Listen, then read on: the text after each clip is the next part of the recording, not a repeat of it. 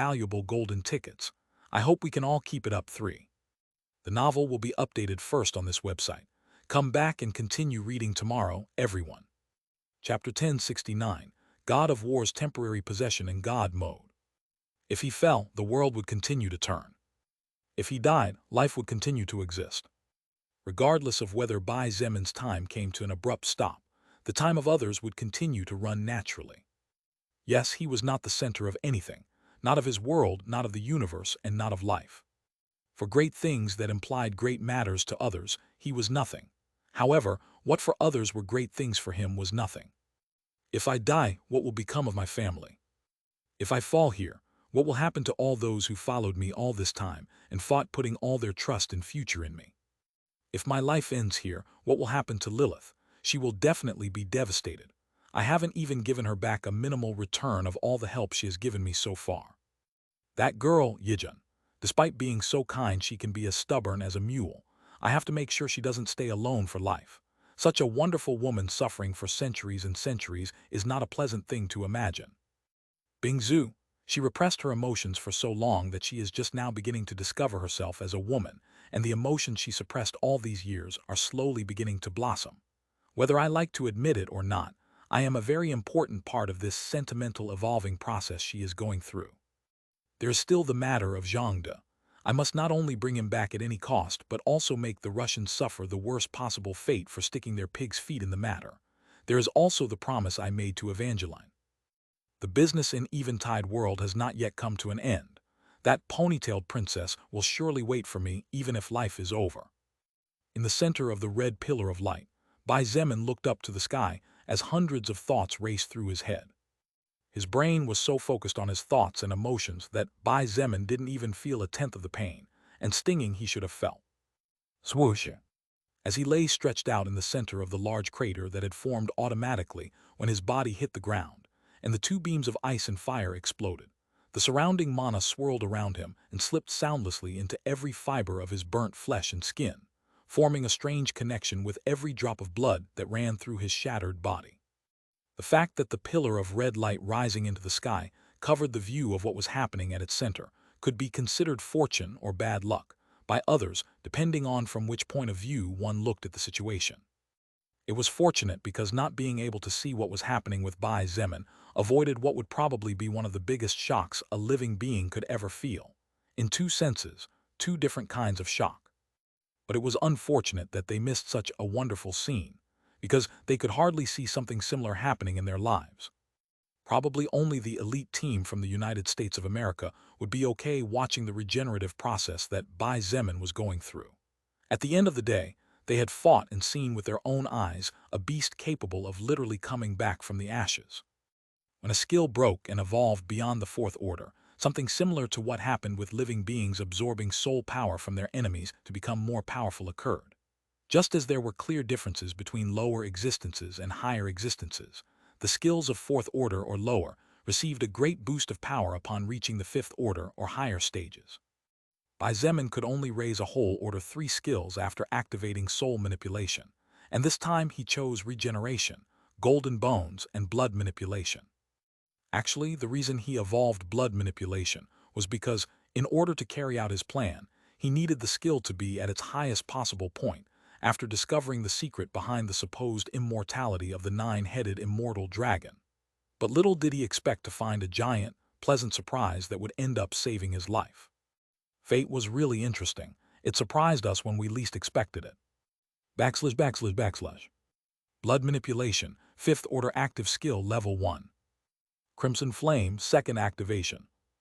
Immortal Blood Radiance, 3rd activation. Mortal's Blood, 4th activation. Use all the mana around you, as well as your own, to convert every molecule of blood flowing in your body into X-grade regenerative molecules, being able to restore any part of the body and heal even the most lethal wounds in a short period of time, as long as the brain is still functioning. Immortal's Blood can only be used once a month. Secondary effect. The mana of the user will be immediately reduced to 0 after activating Immortal's Blood, and the mana consumption during the activation of any skill will be quadrupled over a period of 15 days. ///. An easy-to-understand effect. But easy to understand didn't mean normal, did it? The effect of Immortal's Blood could only be described as heaven-defying.